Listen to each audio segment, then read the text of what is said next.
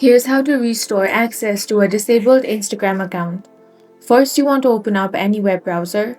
Here, search disabled Instagram account, then head over to this page right here. Here, you can get different details about disabled Instagram account. You want to tap on the no option. Here, select the solution does not work. Then you want to enter your issue over here. Type in that your account was disabled and you can enter some details about your account as well. Then tap on submit. Another method is you can directly contact the Meta AI support assistant. Here, go ahead and type in your issue. Now, see if Meta AI support assistant is able to help you. Finally, you want to open the Instagram app. Now try to log in. If your account has been disabled, when you try to log in, you will get an error box that states that your account has been disabled.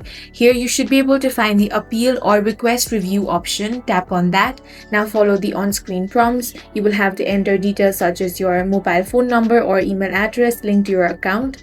Now on the text box, you want to appeal it. Here, type a concise, professional message. Then you want to submit it. Once you submit your review, the automated system takes anywhere between 24 to 5 business days to process the request. That's all for this video. If you found it useful, make sure to hit the like button and subscribe for more videos like this.